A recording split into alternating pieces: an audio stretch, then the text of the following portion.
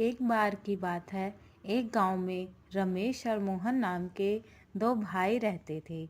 बड़े भाई का नाम रमेश तथा छोटे भाई का नाम मोहन था। रमेश की शादी हो चुकी थी। उसकी पत्नी का नाम हेमा था। हेमा बहुत ही कुटिल स्वभाव की थी। वह हमेशा अपने पति से मोहन की बुराई करती रहती थी, लेकिन मोहन बहुत ही अच्छे स्वभाव का था। वह हमेशा ज़रूरतमंद लोगों की मदद करता था। वह जंगल में रहने वाले एक साधु को रोज़ फल व सब्जियां देने जाता था। एक बार की बात है, गांव में कई महीने तक बारिश न होने के कारण खेतों में सूखा पड़ जाता है, जिसके कारण खेतों में कोई फसल नहीं हो पाती है। फसल न होने के कारण उनके घर में अनाज की तंगी हो जाती है। एक दिन रमेश की पत्नी रमेश से कहती है, हमारे पास अब अधिक अनाज नहीं बचा है, जो था वो खत्म हो चुका है। इतना ही अनाज बचा हुआ है। इतने अनाज में हम तीनों का गुजारा कैसे होगा? दूसरी फसल तैयार होने में अभी कई महीने लग जाएंगे। क्यों ना हम मोहन को अलग कर दें, जिससे हमारा गुजारा आराम से हो जाएगा। फिर रमेश हेमा से कहता है, तुम सही कह रही हो। हमें मोहन को अलग कर देना चाहिए ताकि हम अपना गुजारा कर सकें। फिर वह मोहन को आवाज़ देता है। फिर उसकी पत्नी बताती है, मोहन घर पर नहीं है, वह कहीं बाहर गया है। लेकिन मोहन साधु के पास गया था। जब मोहन घर वापस लौटता है, तब घर पहुंचकर रमेश की पत्नी से कुछ खाने को मांगता है।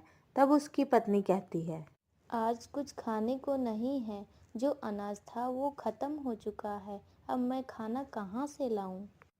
तब तक वहां रमेश आ जाता है।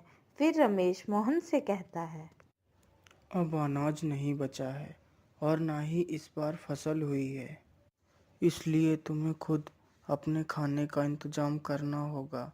मैं तुम्हें पुराना वाला खेत देता हूँ, तुम उसमें अपना गुजारा करो। और ये घर भी मैंने बनवाया है, इसलिए तुम यहाँ नहीं रह सकते।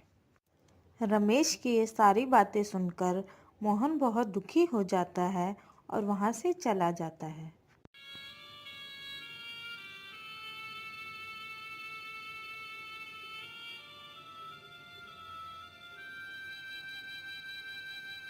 और साधु के पास पहुंचता है। फिर उसे सारी बात बताता है। आज के बाद मैं आपके लिए कुछ नहीं ला पाऊँगा, क्योंकि मेरे पास खुद कुछ खाने को नहीं है और मुझे बहुत तेज़ भूख भी लगी है। मोहन की यह बात सुनकर साधु बोलता है, बेटा, तुम चिंता मत करो, मैं तुम्हारे लिए कुछ खाने को लाता हूँ।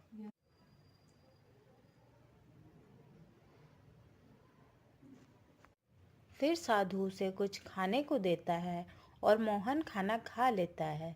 फिर साधु उसे एक जादुई घड़ा देता है और कहता है, बेटा, ये घड़ा लो। तुम इस घड़े के सामने अपनी जो भी इच्छा प्रकट करोगे वह पूरी हो जाएगी।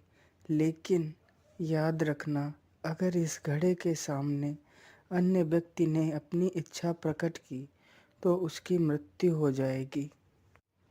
ठीक है बाबा, मैं इस बात को याद रखूंगा। फिर मोहन वहां से घड़ा लेकर अपने खेत के पास पहुंचता है और घड़े से कहता है, हे जादुई घड़े, मेरे लिए एक घर बना दो। फिर घड़े के जादू से उसका बहुत सुंदर घर तैयार हो जाता है। ये देखकर वह बहुत खुश हो जाता है। फिर वह घर के अंदर जाता है।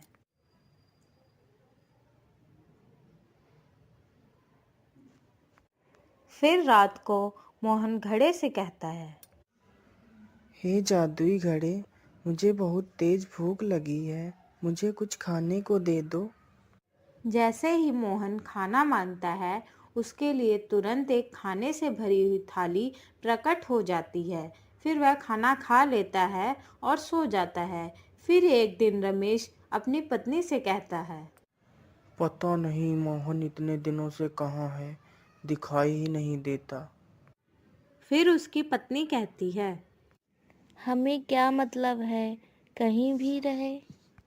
फिर एक दिन रमेश को गांव का एक व्यक्ति बताता है कि मोहन पुराने खेत में रहता है और उसने वहां एक बहुत अच्छा घर बनवा रखा है और वह बहुत अमीर हो गया है।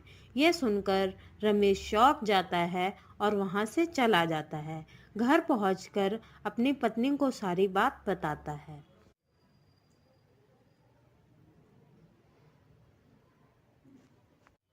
फिर रमेश की पत्नी उसे कहती है, ये कैसे हो सकता है, इतनी जल्दी वो अमीर कैसे हो सकता है। अभी कुछ दिन पहले हमने उसे अलग किया था। फिर रमेश कहता है, हमें जाकर पता लगाना होगा कि वह इतना अमीर कैसे हो गया। फिर वह दोनों रात को मोहन के घर में देखते हैं कि मोहन जादुई घड़े से खाने को मांगता है। फिर घड़े से खाने की थाली आ जाती है। यह देखकर रमेश सोचता है, अच्छा, तो ये इस घड़े से अमीर हुआ है। फिर मोहन खाना खाकर सो जाता है। फिर रमेश घड़े को चुरा कर ले जाता है और सुबह होते ही उस घड़े से कहता है, हे जादुई घड़े, मुझे बहुत सारा सोना दे दो। जैसे ही रमेश अपनी इच्छा घड़े के सामने प्रकट करता है, उसकी तुरंत मृत्यु हो जाती है। यह देखकर उसकी पत्नी जोर जोर से रोने लगती है और कहती है, हाय हाय, ये क्या हो गया आपको, हे भगवान, ये क्या कर दिया आपने। फिर वह दौड़कर मोहन के पास जाती है।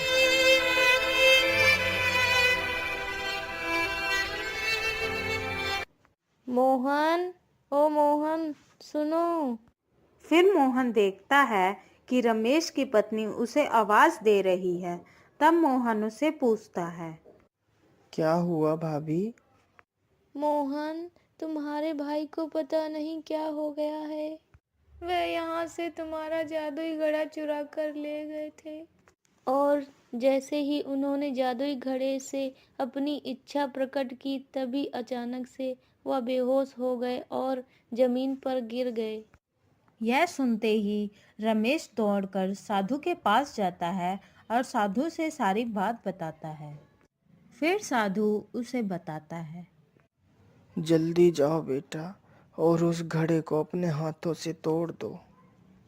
यह सुनकर मोहन दौड़कर वहां पहुंचता है और जल्दी से घड़े को उठाकर जमीन पर पटक देता है, जिससे घड़ा टूट जाता है। घड़े के टूटते ही रमेश जीवित हो जाता है और वह मोहन से कहता है, मोहन, मैंने तुम्हें घर से बेघर कर दिया, लेकिन फिर भी तुमने मेरी जान बचाई। मुझे माफ कर दो मेरे भाई। फिर वह तीनों हंसी खुशी साथ में रहने लगते। तो हेलो दोस्तों, आपको कैसी लगी ये कहानी? अगर आपको ये कहानी अच्छी लगी हो तो वीडियो को लाइक जरूर कीजिए और एक प्यारा सा कमेंट करके जरूर बताइए कि आपको ये कहानी कैसी लगी। और अगर आपको लगता है कि ये कहानी आपके दोस्तों को भी सुननी चाहिए तो उनके साथ इसे शेयर कर दीजिए। और ऐसे ही मजेदार वीडियो देखने के लिए हमारे चैनल को सब्सक्राइब करना मत भूलिए।